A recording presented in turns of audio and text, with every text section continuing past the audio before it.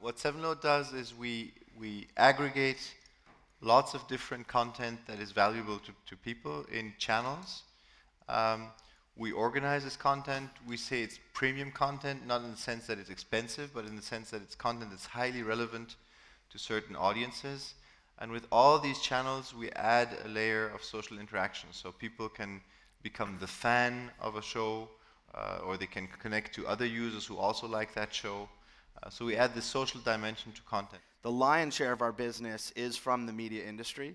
So it comes from television companies, it comes from newspaper companies, magazine companies, music companies, pure online companies, as they have a very strong vested interest in creating new revenue streams from online video.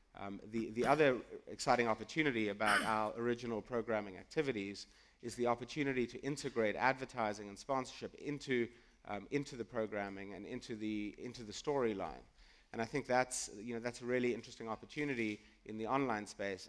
Online video is definitely one area for media companies that appears to be sustaining its level of investment or even increasing its level of investment, because it's one of the very few areas of their business that actually has growth. Paradigm shift is we've really gone from a broadcast world to a video on demand world.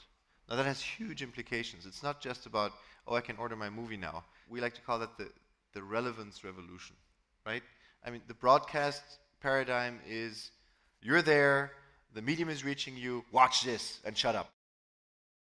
So we have maybe 44 million people in Spain, out of which 40 million like to speak Spanish. And then there's another 360 million. So that's a especially large market. In fact, it's very, very difficult to sell advertising, but to reach all those people in every country, because they have, although they have the same language, they are really, really, really different, and the things that they find interesting are very different between, I don't know, maybe Mexico, for example, and Colombia. The big problem is how can we monetize all this?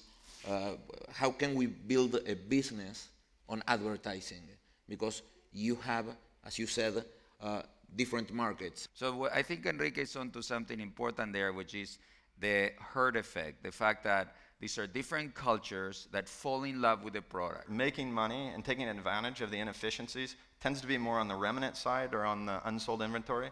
And I think that there's a lot of opportunities for companies that especially can utilize technology in online advertising to to take advantage of a huge amount of traffic and quality traffic that's not being sold.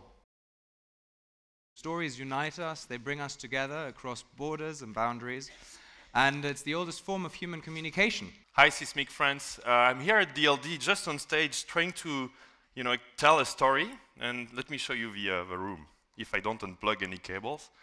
We have a full room here. Hey, say hi to Seismic over there on Twitter.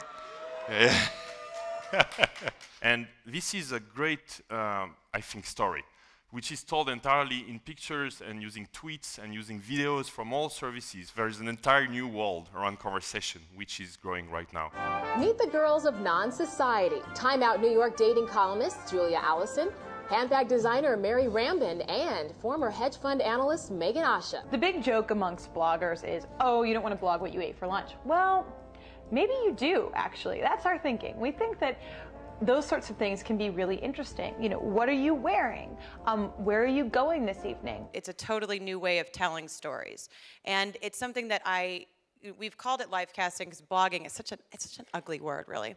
And the thing that we really focus on is that it's chronological, it's real time. It's also first person. It's myself and my two best girlfriends. And something that you don't see in ordinary media and traditional journalism is this ability to look into people's lives. And it's something that captures people. I tell them visually in a traditional form. And I also, part of my other work is to work telling stories of politicians or demythifying, which is another way of traditional storytelling. And so I really wanted to work for those brands because they're telling stories, and I wanted to tell my stories about them, and they didn't let me do, because I was sending my portfolio and they were never answer. So at the end I said, okay, I'm going to tell the story about their story myself.